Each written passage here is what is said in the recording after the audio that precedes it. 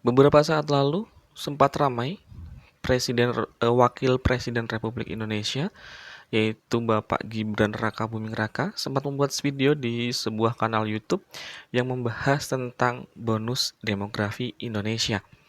Bersama saya Sadiwan, mahasiswa Fakultas Bisnis dan Ekonomi Kampus Pertiwi, akan membahas sedikit tentang bonus demografi Indonesia. Namun sebelum kita masuk pada pembahasan kita pada kali ini, pertama yang ingin kami bahas adalah tentang definisi apa itu bonus demografi gitu ya. Kalau kita melihat pengertiannya bahwa demografi atau bonus demografi adalah perubahan transisi demografi di mana jumlah penduduknya yang berusia produktif itu lebih banyak dibandingkan usia tidak produktif.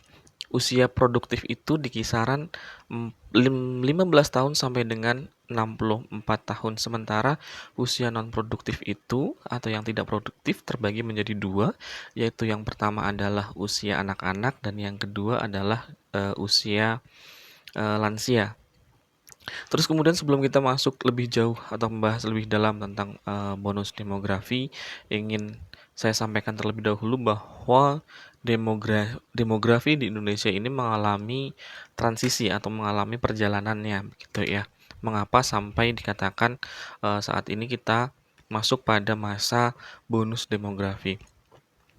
Kita akan masuk terlebih dahulu atau tarik mundur ke belakang membahas tentang jumlah penduduk di Indonesia atau demografi Indonesia.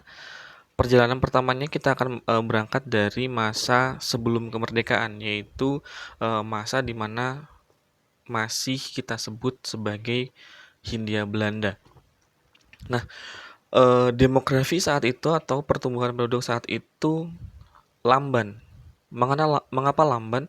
Karena pada saat itu kita sedang mengalami yang namanya peperangan di sana sini begitu ya, sehingga jumlah kelahiran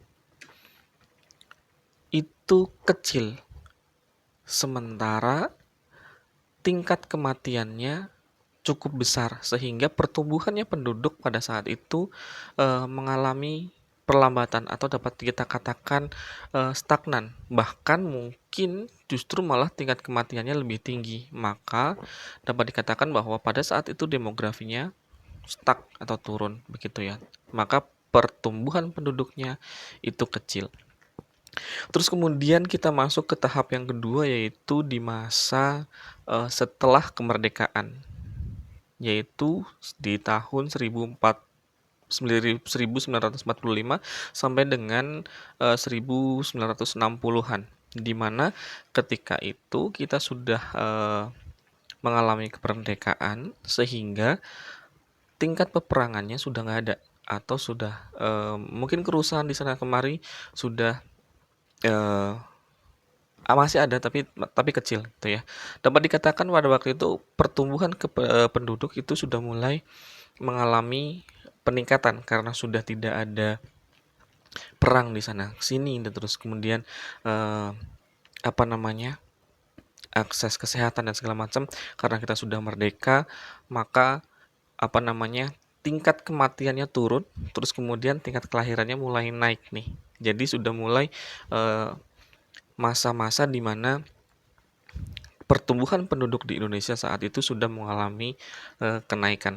Terus yang kemudian yaitu masuk ke tahap yang ketiga, yaitu ketika setelah masa Orde Baru, yaitu di masa Presiden kedua kita Bapak Soeharto. Nah, di masa-masa itu justru malah tingkat pertumbuhan penduduk, jumlah kelahiran itu sangat banyak begitu ya, sangat banyak. Itu kenapa? Satu, karena kondisi Indonesia sudah mulai stabil, tingkat keamanan sudah stabil begitu ya, sudah tidak terjadi perang lagi, terus kemudian kesehatan juga sudah mulai baik. Nah, tingkat kematiannya turun, Nah, terus kemudian karena sudah mulai sejahtera dan segala macam, terus kemudian tingkat kelahirannya itu juga naik. Nah, pada saat itu kita mengalami lonjakan penduduk yang sangat tinggi, begitu ya. Nah, lonjakan penduduk yang sangat tinggi ini terus kemudian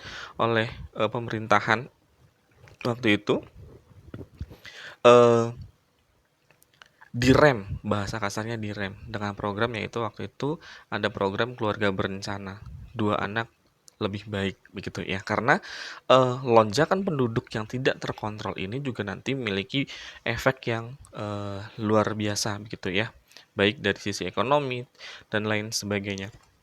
Itu sedikit tentang perjalanan, gitu ya. Setelah masa 60-an dan sampai sekarang, nah, di masa-masa sekarang ini ada bahasanya itu, kalau di tahun tadi tuh masa kemerdekaan sampai dengan tahun 60-an itu kita ada stok orang-orang yang usia produktif banyak banget, gitu ya.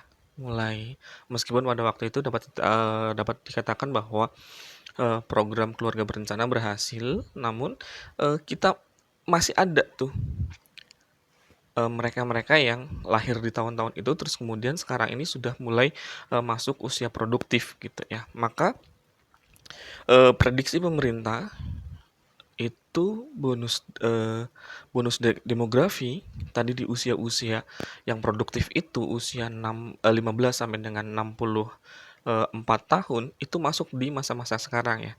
Nah, masa bonus demografi Indonesia ini diperkirakan itu tahun 2012 sampai dengan tahun 2030.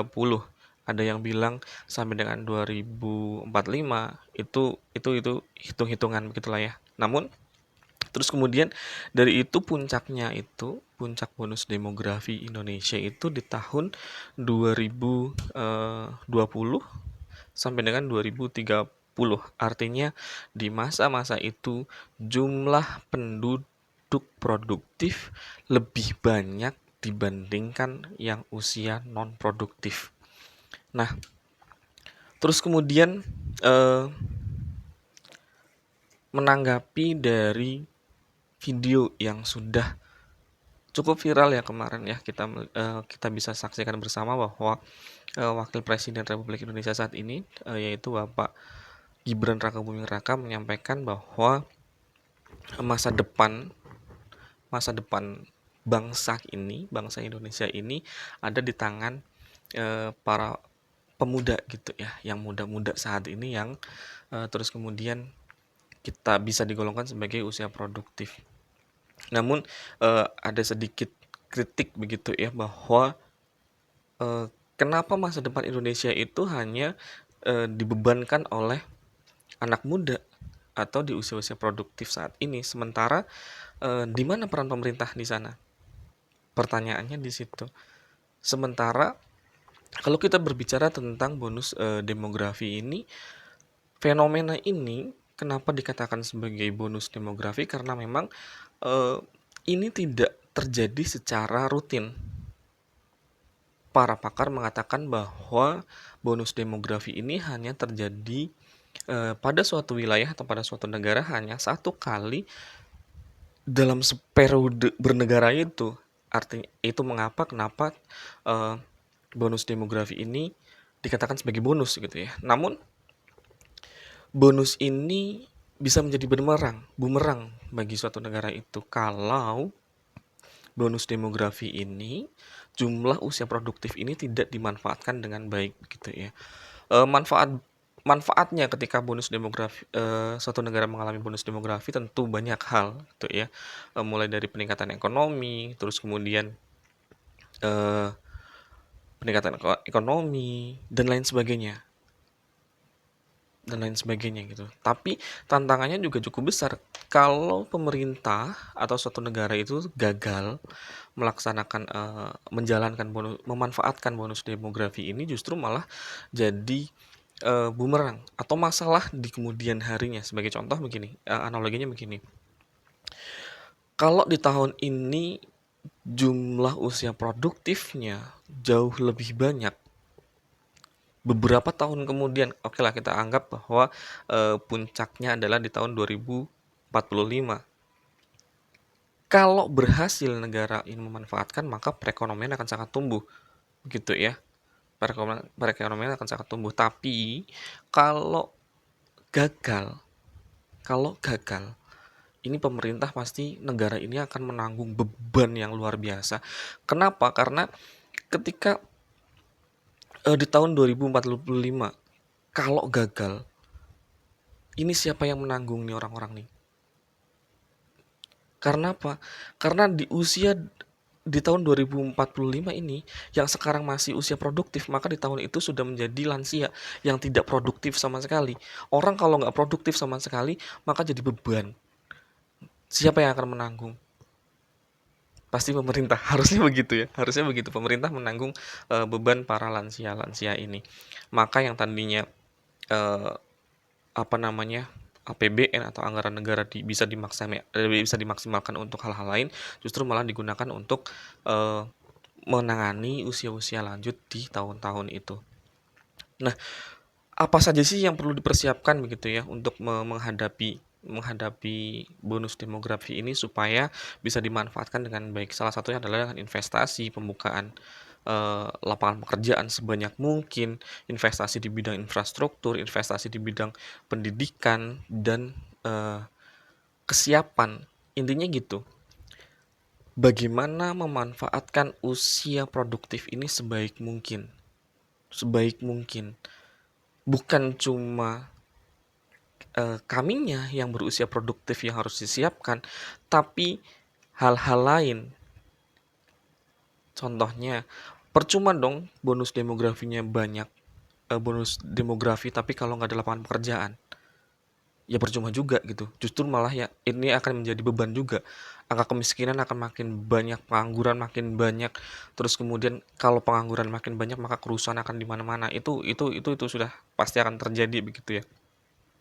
Nah, maka pemerintah atau negara harus hadir mempersiapkan banyak hal, mulai dari mempersiapkan SDM-nya sebaik mungkin supaya bisa bersaing, bisa bekerja dengan baik. Pemerintah juga harus menyediakan lapangan pekerjaan yang baik, yang banyak juga, sehingga usia-usia produktif ini ya produktif gitu. Justru malah jangan sampai usia produktif justru malah tidak produktif. Itu justru akan jadi masalah masalah yang besar di berikutnya. Banyak hal nanti yang akan terjadi kalau pemerintah atau negara tidak bisa memanfaatkan bonus demografi ini dengan baik gitu ya. Banyak contoh-contoh negara yang berhasil memanfaatkan bonus demografi dengan baik, contohnya Jepang, India, China begitu ya. Meskipun mereka juga punya masalah sebenarnya, tapi masalah itu kecil dibandingkan dengan pencapaian yang sudah dicapai negara-negara itu.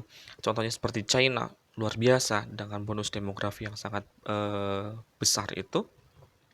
China mampu menjadi negara adidaya yang mampu menyaingi Amerika Serikat saat ini. Jepang apalagi dengan teknologinya yang ada di mana-mana dari zaman dulu sampai sekarang. India pun sama. Meskipun India punya masalah lain di sosial dan kesenjangan sosial, tapi India dapat dikatakan mampu memanfaatkan bonus demografi mereka dengan baik. Nah, pertanyaannya adalah bagaimana Indonesia memanfaatkan itu. Tantangannya bukan hanya di kami, para generasi muda, tapi juga ada di tangan pemerintah, di tangan negara, supaya kita bisa bersinergi bersama. Kami siap untuk menghadapi tantangan itu, tapi juga negara harus hadir untuk menyediakan fasilitasnya untuk kami. Demikian yang dapat kami sampaikan. Kurang dan lebihnya mohon maaf. Wassalamualaikum warahmatullahi wabarakatuh.